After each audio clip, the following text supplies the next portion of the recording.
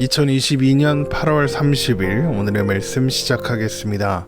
오늘 나눌 말씀은 요한계시록 12장 3절에서 6절 말씀입니다. 하늘에 또 다른 이적이 보이니 보라, 한 큰 붉은 용이 있어 머리가 7이요 뿔은 10이라.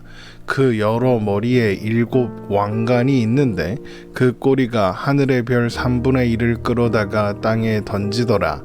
용이 해산하려는 여자 앞에서 그가 해산하면 그 아이를 삼키고자 하더니 여자가 아들을 낳으니 이는 장차 철장으로 만국을 다스릴 남자라.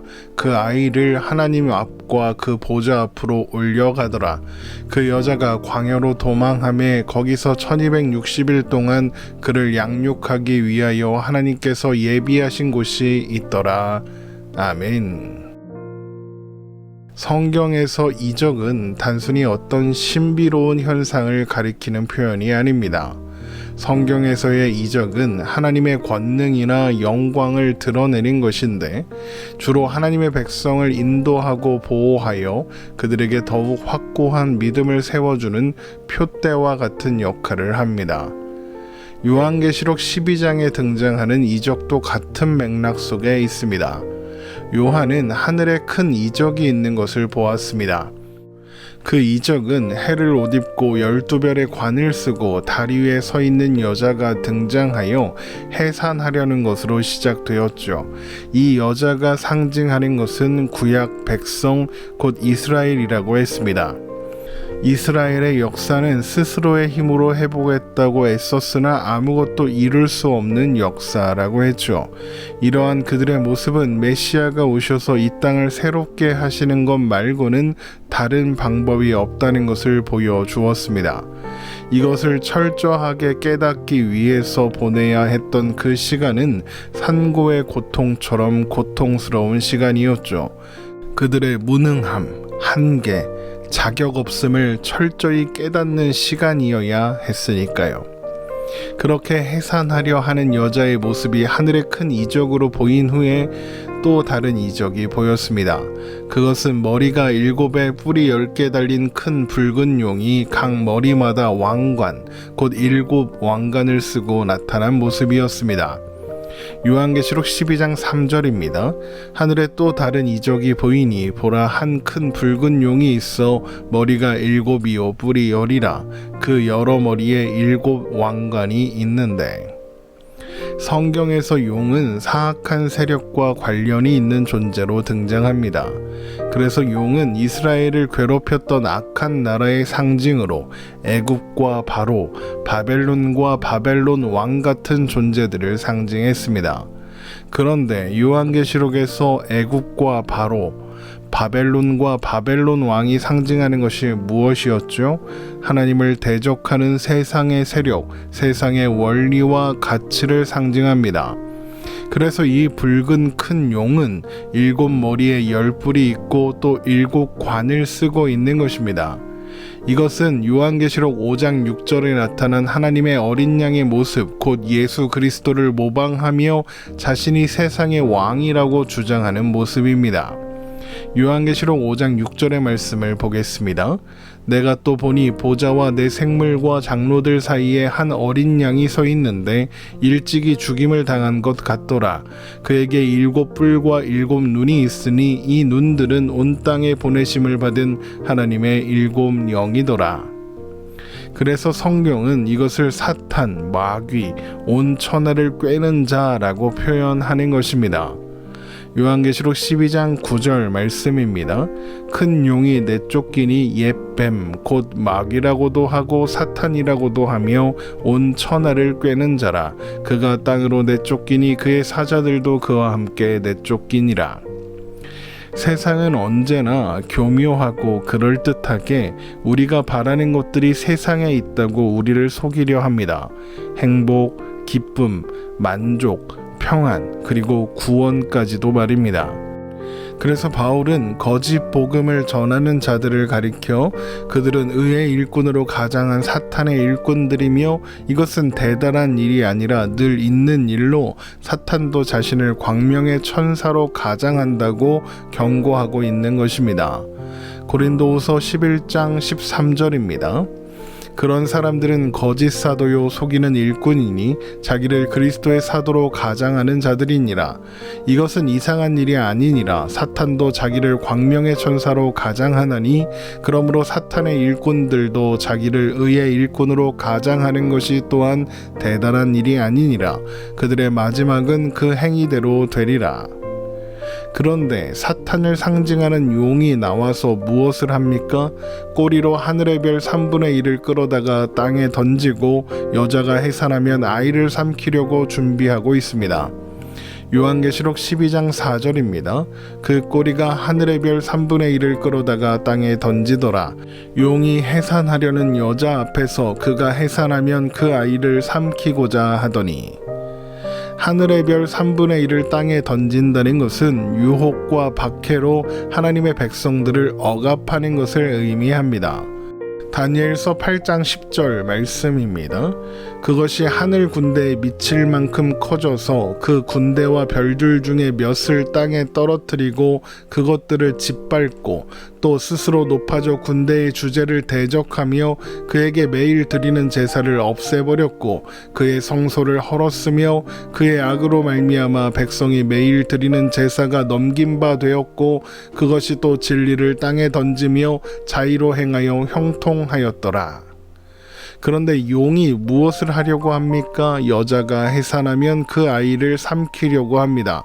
죽이려고 하는 것이죠. 그런데 그 여자가 해산할 아이가 누구를 의미한다고 했습니까? 메시아이신 예수님이라고 했죠. 그러니까 용은 예수님을 죽이려고 하는 것입니다. 이것은 메시아를 죽이기 위해 베들레헴과 그 주변 모든 곳에 있는 2살 이하의 사내 아이들을 몰살시켰던 헤롯이 떠오르게 합니다. 마태복음 2장 16절입니다.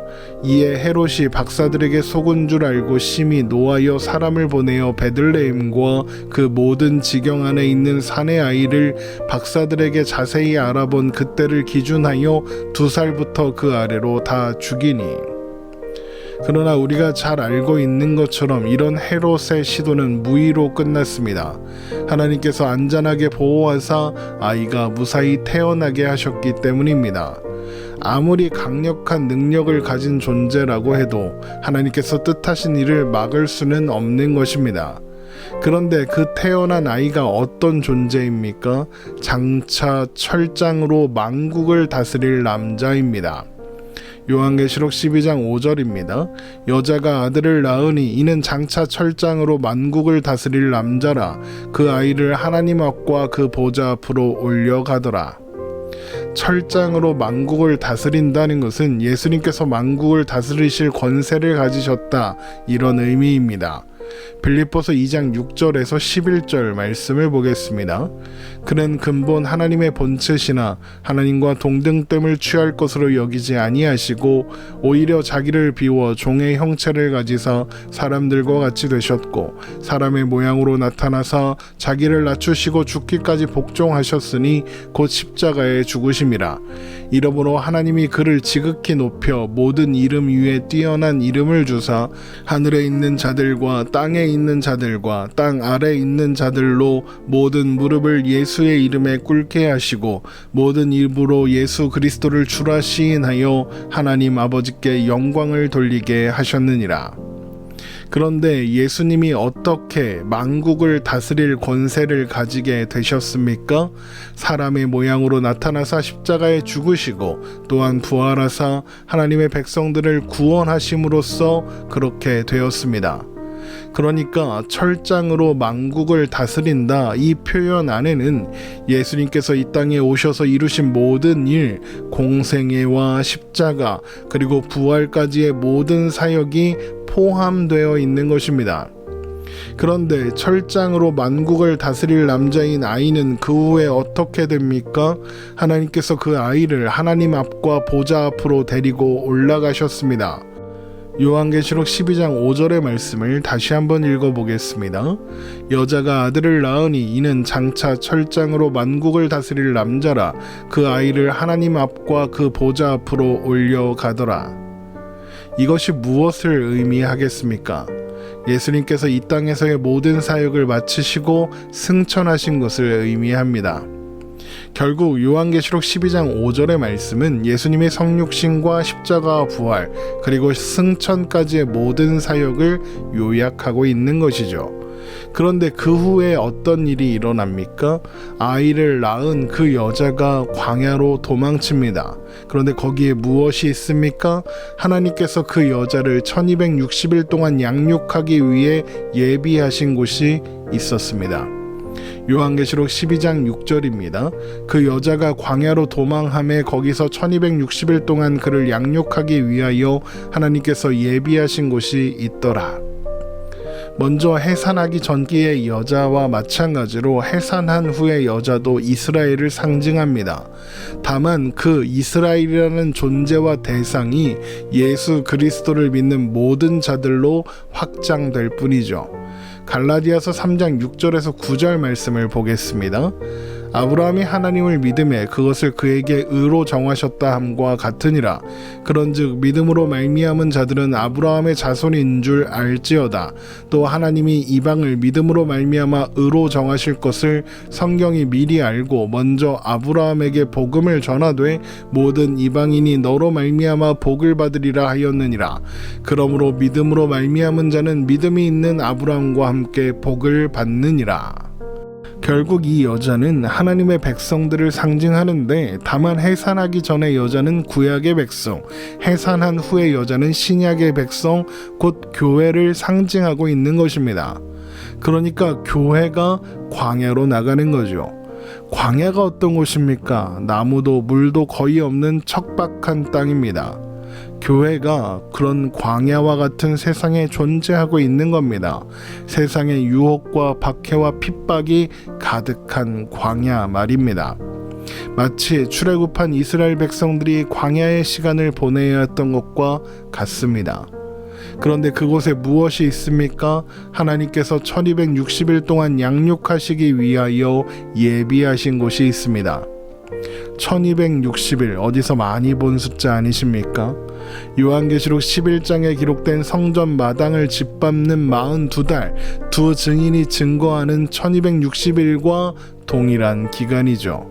그 기간이 의미하는 것이 무엇이라고 했습니까? 예수님의 초림과 재림 사이의 모든 기간, 곧 교회의 시대를 의미한다고 했습니다. 하나님은 교회가 이 땅에 존재하는 기간 내내 교회를 지키시고 보호하실 것이다, 이런 의미가 되는 겁니다. 사실 이것은 이미 여러 번 강조되었던 내용이었죠. 요한계시록 7장 15절에서 17절의 말씀을 봅니다. 그러므로 그들이 하나님의 보좌 앞에 있고 또 그의 성전에서 밤낮 하나님을 섬김에 보좌에 앉으시니가 그들 위에 장막을 치시리니 그들이 다시는 줄이지도 아니하며 목마르지도 아니하고 해나 아무 뜨거운 기운에 상하지도 아니하리니 이는 보좌 가운데에 계신 어린 양이 그들의 목자가 되사 생명수 샘으로 인도하시고 하나님께서 그들의 눈에서 모든 눈물을 씻어 주실 것임이라. 하나님께서 광야를 지나는 동안 하나님의 백성들 위에 장막을 치사 보호하시고 지키실 것입니다.